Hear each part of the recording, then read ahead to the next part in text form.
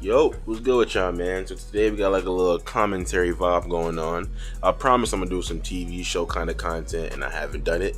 But fitting that The Boys is currently airing right now. Dumb as fuck. Shit's weekly. I don't like that. I want it all right now. Kind of like that it's weekly though, because I get to conserve it and save it. But we're talking about The Boys today, man. More specifically, two big topics. What makes The Boys click? And why Homelander is the greatest villain of all time. You heard me, nigga. I'm not even on no top 5, top 10 shit. Homelander is the greatest villain in history. Movies, TV shows, nigga, video games. I don't give a fuck. Nigga, motherfucking plays, Broadway. I don't give a fuck. He's the greatest villain of all time, bro. Like, Heath Ledger's Joker, like, I'm sorry, bro. It's up, man. Like, listen, bro. Anime villains, like, yo, listen. It's a lot of great villains out there, but this motherfucker right here, Homelander, nah, this shit different, bro. This is some other shit, bro. But I'm gonna start though with what makes The Boys click. We're 3 seasons in, now 4 is going on. We're currently in this moment where we just watched 4 a couple days ago. You know what I'm saying? Waiting on 5, bro. What I'll say with The Boys is this, right? Some people have said that The Boys have like fallen off season by season. You niggas not watching, you some hating ass niggas, and you lame as fuck. The Boys has gotten better and better if you ask me. Season 1, 2, 3, 4 is better than the last. Season 1 is great. I give season 1 a 9 out of 10. Season 2 came in, that motherfucker was a 10. Shit. You know what I'm saying? Season 3, they went over that bit, nigga. 10.5 out of 10 shit. And so far with season 4, we might be at 11 out of 10, nigga. Stupid ass scaling, you know what I'm saying? But look, we gonna see how it ends before we give it 11 or say it's better than season 3. But yeah, bro, it's getting better every season, so that's a big part of it too. Very consistent. And with this show, right, it gives you a big relief, bro, from the fatigue you have from like Marvel and other superhero like properties and shit like DC. Like, cause we look, bro, with superheroes and shit, it's been going on for fucking decades. Like comics, movies, TV shows, all this shit, bro, all this content we have, video games, it's been going on for a long time. So eventually, like the Marvel shit, MCU, DC is gonna get like a little dried out, a little repetitive. And you see right now, my nigga, MCU is not looking too good. I'm being so honest, bro. I want them to get back right, but the MCU is not looking great. It's not, my nigga. It's like they dropping mid-pack after mid-pack after mid-pack. This next Avengers movie that comes out, my nigga, Spider-Man is gonna be carrying like shit. Nigga, he gonna be like 2018 LeBron. If you know, you know. Like, yo, shout out to my nigga Alex, bro. Alex already ready for that shit, nigga. Like, he loves Spider-Man, nigga. Spider-Man is gonna be carrying the fuck out of that. So, hey, for the Spider-Man fans, y'all may love that. See y'all nigga get hella screen time and that shit, but he might end up down from that motherfucker. It's gonna be just too much for him. So, that's my thing, bro. Like, with the superhero genre, it's stale right now and very repetitive. So, The Boys, it comes in as a breath of fresh air with a different take on it too.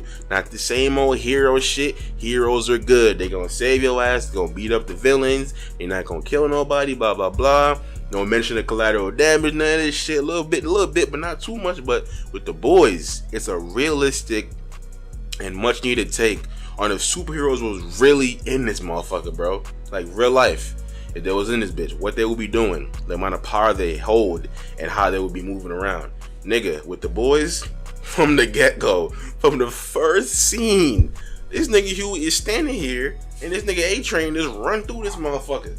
Like he Flash, you know what I'm saying? I mean, he's a Flash variant, basically Flash in this shit, but whatever. He just run through this bit fast as fuck. Kills this nigga Huey's girlfriend. All you see in his hand, in Huey's hand, is his girlfriend's hand. That right there is another conversation. Nigga, talk about a fucking intro. That's the first thing you see of this show.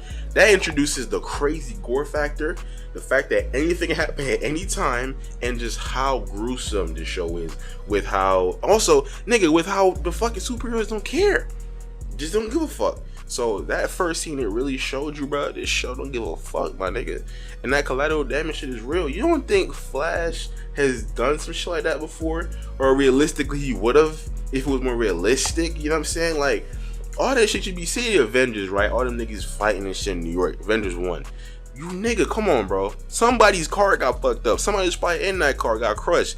Motherfucker This nigga Hulk probably threw a motherfucking window, nigga threw a brick off a building, smacked the nigga walking the street. Like, we know this shit happened, so the boys, it touches on that. How collateral damage is really what started the show, with Huey trying to get justice for his girlfriend, right? So with them making a focus on that shit, bro, really shows like, yeah, it's a realistic take on that motherfucker. Cause the other shit, Marvel, DC, they don't do that sometimes, but for the most part, no, they really sugarcoat that motherfucker, bro. Like, that's why I like it. It's real, very realistic. You know what I'm saying? So yeah, bro, the boys, nigga, that's why it has stuck around, bro. Just the big thing. It's a breath of fresh air from Marvel and other superhero properties, my nigga. And I'll get to the other the other elephant in the room, bro, with the boys, right? It's the weirdest thing ever. The gore factor in the boys, the gruesomeness, it's not a thing that I love, cause I'm gonna be honest, I'm a squeamish ass nigga. Anytime some wild shit comes up on this fucking show, bro, I be like, bro, I watch the show with my girl, nigga, we both be like this, bro. Just, nigga, I'm not watching this shit. We acknowledge that it's good for the plot, though. It always assists the plot. It's never forced or shock value. Cause some shit like the boys, the shit they be doing, the gruesome, nasty ass shit that's you in your wildest motherfucking dreams, nigga. And nigga, Doctor Strange should have a million possibilities. He wouldn't have motherfucking imagined that bullshit. That's some shit be happening in the show, bro. That shit, nigga. Nah, I'm not trying to see that shit. But it always makes sense in the plot. It's never shock value, because it easily can be shock value just to do it. Some of that shit isn't, though. Some of that shit is wild. Some of that shit is not needed. Not doing too much, but it's never too crazy off the rails to where it's like it can ruin the experience of watching the show. But that's what I'm saying with the gruesomeness. They do it so well. I hate the shit. I don't hate it. I don't like it. I don't like watching it, but I like that they do it because it gives the show like their edge. Like, yeah, nigga, it's the boys. You gonna see some nasty ass shit this episode. You gonna fucking like it. I think out of everything that we've seen in the show, season 4, episode 4, that lobotomy scene when the deep little freaky ass was doing the lobotomy to Sage, nigga, that shit was so fucking disgusting, bro. I didn't watch it, bro. I didn't watch it. I seen the first second him putting that bitch in there, and then just the sounds, bro. I'm letting this motherfucker shivering. I can't do it, bro. Like, see niggas back then, we watching them weird ass real gore videos, like cartel videos, all that shit. You get on Twitter one day, see your motherfucking head get chopped off, crazy shit like that. I've never been into that. And if you into that shit, you a fucking lame ass nigga, ain't a weirdo. Oh, that shit don't affect me. I can just watch motherfuckers die on the internet. No, you're a fucking lame, buddy. But so I'm saying, even in the TV show, I'm definitely not gonna be able to stomach that shit. But even though I can't stomach it, I do appreciate it for the plot and the story and what it does. And I said it gives the show an edge, so I like that, bruh. But those are the big things for me that, like, that's why it stuck around. It's one of the best shows of all time. And depending how they said 5 is the last one, depending how 5 ends, I'm definitely gonna have The Boys as one of my greatest shows of all time. It's top 10 range right now. I'm not gonna really say anything about it, but once that ending comes, you're gonna see where it really stands, because the show is fucking great, man. And even the heroes, they get really creative with the heroes. Like, it's so much different heroes, and just the way you get your powers, like the compound V shit, bro. Like, it's a great idea, like how they do that motherfucker, you know what I'm saying? It's not natural. You have to take this shit, and these parents, they just subject their kids to this shit from young. Don't tell them, and just say, fuck it, you gonna be a hero, because they want what come with it. Just living through their kids. That's a normal real world trope that's still in the motherfucking the TV show. So as I said, very realistic, you dig? So yeah, and that shit, even the Temp V shit, bro, now you see motherfucking Butcher doing that shit. Like, it's great what they did with the whole show, man. They really mapped this shit out. In the comic, I've heard that the comic is great, of course, it's source material, but they've changed some stuff around, which is always smart, because sometimes, bro, like, the comic is the motherfucking rough draft, bro. Sometimes the comic could be comic or the manga, if you like anime, that can be the motherfucking pinnacle. But a lot of times, nigga, the motherfucking comic / manga is great, but it's some stuff you gotta touch up. So some stuff you have to change when it comes to the live adaptation of the movie or TV show. So yeah, bro, The Boys, great fucking show, man. Great show. I can talk about that shit forever. Don't want this video to be too long. This is kind of like a little brief overview of what I think about The Boys and why I love it, man. But yeah, let's talk about Homelander. This character, bro. This fucking character. As I said, the greatest villain to ever be just put on the big screen, bro. Like, holy fuck. I've been thinking it for a while.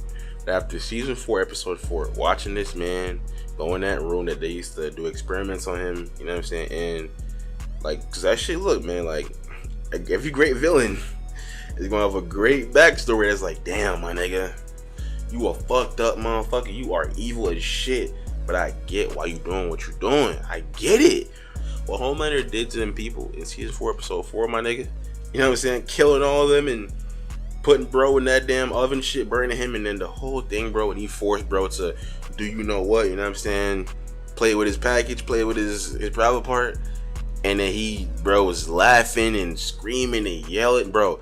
That nigga Anthony Starr, that nigga, give that nigga his Emmy right now, bro. Give that nigga all the awards. He's been acting his ass off. He's been doing that shit. But nah, after that shit, that nigga needs an award. Anything after this, bro, it's gonna be tough for you, bro. You're gonna have to really raise the bar in your next role, cause bro, you are Homelander. You're not Anthony Starr. That happens, bro, in film and movies all the time. Film, TV shows, whatever. Like, it's like when you play a role so fucking good, you just get looked at as that role forever. Like, niggas, oh yeah, like you don't even say your name. Like, oh yeah, that's motherfucking that's Joker, bro, from Dark Knight. They ain't even gonna say Heath Ledger, RIP to a real one, you know what I'm saying? Like, it's like shit like that. They're not gonna really say that, bro. Like, Jeffrey D. Morgan, he's in season 4 of The Boys. Like, it's a thing with me, bro. Like, he has other great roles, but like, my nigga, that's Negan. Like, that's Negan. You know what I'm saying? Like, it's just something that's always gonna happen. So with Anthony Starr, bro, I hope you prepared, nigga. Your ass is gonna be Homelander for a long ass time, bro. Like, cause you played this role to perfection. But with him, with my bold claim of him being the greatest villain of all time, the main reason why I say that is I've never felt the way I felt with anyone on screen. This motherfucker made me so nervous, bro. I'm not even there. I'm watching. But nobody in fiction, bro, has ever made me that uneasy, uncomfortable. Just every motherfucking synonym of them words, bro. Every one of them while watching. Catch myself like looking away, like just being mad, fidgety, just being nervous as fuck. Just like the people in that damn office who all got killed, bro. Cause this motherfucker, you just never know with him. He just so unpredictable, and he's a fucking sicko. Not his fault. It's not his fault. They raised a nigga like a fucking experiment. He turned out to be a fucking psycho, and now he's trying to put that same he's trying to switch it around. Cause it's a funny thing I caught, bro, when he was talking to Ryan. He was like, yo, I gave you everything, you know what I'm saying? I'm basically saying he's being a great dad and Ryan's being a bitch. And he said something like, oh, everything that I would have wanted. Nigga, why didn't you say everything that Ryan would have wanted? He's like being a dad, bro, trying to like recoup what he missed. That nigga's a psycho, bro. But it's like, damn, he's still a fucked up individual because of what they did to him. Like raising him like that in a fucking lab, like treating him like a fucking experiment, bro. It's crazy. And like with him, man, like the main thing, as I said, why he's the best is just like how he makes me feel. Like when he's on screen, no one has ever emanated that much motherfucking evilness from a screen, bruh. Because he's so unpredictable. Like, you kill a nigga any second. And this show, depending on how it ends, man, like I would say it again, like this bitch can be one of the greatest ever. And it's gonna really depend on the conclusion between Homelander and the main crew of The Boys. Who the fuck gonna die, who not gonna die. Because I'm telling you right now, he mentioned in episode 4, season 4. He mentioned it and the lady mentioned it too. Like, yo, his need for love is the only thing that's been keeping him level.